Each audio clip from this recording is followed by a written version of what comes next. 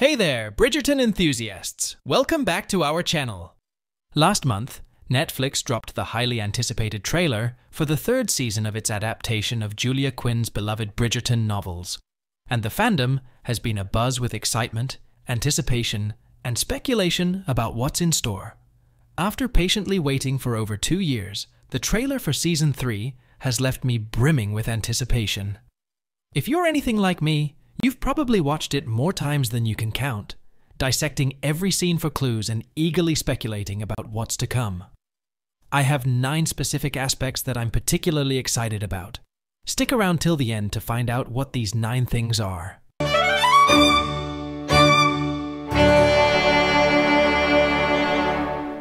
First on my list is Penelope Featherington's character arc, our beloved wallflower of the series, with a very serious crush on her best friend's brother, spent years as the girl who was never chosen, including in her own family. In the books, she's actually described as a spinster, only in her late 20s before her story with Colin occurs, and her mother just assumes no one would pick Penelope so much that when Colin turns up wanting to speak with her about her daughter, Lady Featherington assumes he means Penelope's remaining unmarried sister. In the books, there was a 4th Featherington daughter who was Francesca's best friend. Getting to see Penelope value herself as Penelope, and not just Lady Whistledown, is going to be a big deal. In the books, she's bold and forward, but the trailer highlights how shy and awkward she can be in person. How delightful to see you all. One of the burning questions this season is, will Lady Whistledown's identity be revealed? In the books, readers did not even discover Penelope was Lady Whistledown until her book where her identity is eventually revealed to the bon ton. Whistledown has been all I have had and I have given it up. I am done with it. I can't help but to wonder if they'll actually reveal her identity in the show though. Lady Whistledown was a fun narrative device in the first 4 books, but I don't know if she has the same level of impact that she does when she is the narrative voice played by the legendary Julie Andrews. She has become such a large part of the show that the showrunners may not want to drop her after only 3 seasons given her popularity. I'll be curious to see if she does get revealed or not. Even if got revealed, what will happen next in the upcoming season?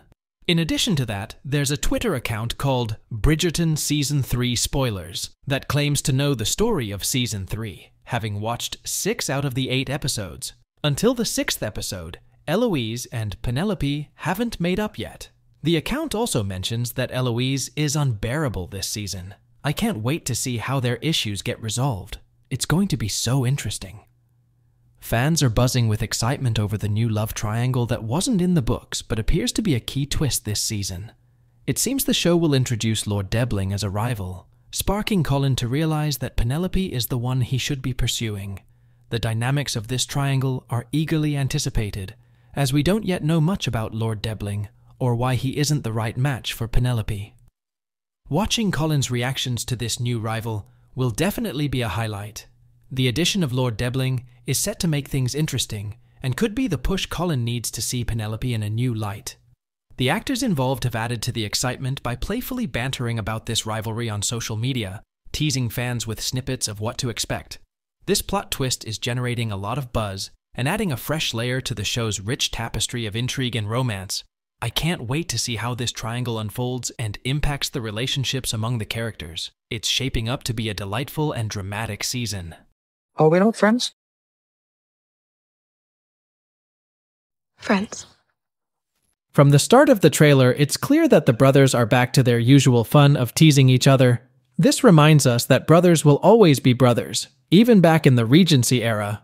Jonathan Bailey and Luke Thompson are really funny as they mimic each other's moves and reactions. It reminds me of last season when Anthony kept saying the wrong things to Kate, and Benedict couldn't stop laughing. Now that Colin is the main romantic character, his brothers are going to tease him even more. So, if you enjoyed the brotherly banter in previous seasons, this season promises even more laughs and good times. Another thing I'm excited for this season is the mirror scene and the carriage scene.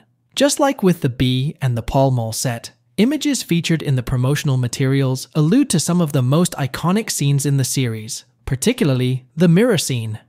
Clever-eyed readers have definitely locked into peeks and updates that involved the romantic pair climbing out of a carriage. They really know how to tease the fans.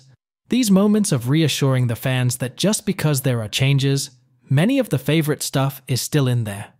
Anthony and Kate's marriage continues to delight us. Although Regé-Jean Page and Phoebe Dynevor will no longer appear as the Duke and Duchess of Hastings, it's really nice that we still have Anthony and Kate around so that we can check in on how they're doing. I suspect certain events that were hosted by Simon and Daphne in the book are like to switch to Viscount and Viscountess Bridgerton instead. In the books, the married-off siblings did show up in cameos at times, so it will be refreshing to see them still involved in the story. The first 2 seasons have done a particularly great job, and setting up some of the plot elements that will impact the plot lines of the future books. Benedict's book was skipped in order, but given the time jump after the first bits of his book, there's certainly some curiosity about whether or not one of his siblings' seasons will drop those scenes to set up for his story. Francesca is also making her debut, and events that will create the background for her story could also come into play this season. There has already been events setting up Eloise's book, and since her story and Francesca's more or less happened in conjunction with Penelope's, I am very curious to see how this is handled without overshadowing the current story, or if things will be spread out just enough to keep the spotlight focus on one sibling. Last, but not the least, the music adaptations. One of the most entertaining aspects of the series is its music. Bridgerton has this cool thing going on where they mix classical vibes with modern hits. It might sound odd, but trust me, it clicks. What's neat is how they pick songs that match what the characters are feeling. In Season 1, you've got Daphne's journey set to tracks like Ariana Grande's Thank You Next. Season 2 nods to Kate's background with Kabhi Khushi Kabhie Gham. And in the prequel, Queen Charlotte's playlist reflects her story as a black woman in British society. As we eagerly await Season 3, one thing's for sure, we can't wait to see what tunes they'll use next. Bridgerton's mix of classic and contemporary jams has become a trademark of the series, and we're all in for the ride. Here are my 9 reasons why I can't wait for Season 3 of Bridgerton to drop. As we gear up for another spectacular season, the question on everyone's mind is, how will these stories unfold? Will the new season live up to the hype? Will it surprise us in ways we haven't imagined? Only time will tell, but the anticipation is part of the fun. So, as we count down to May 16th, share with us, what are you most looking forward to in Season 3 of Bridgerton? Which character's story are you eager to follow? And most importantly, how do you think the new developments will impact the future of our beloved characters? Drop your thoughts and predictions in the comments below.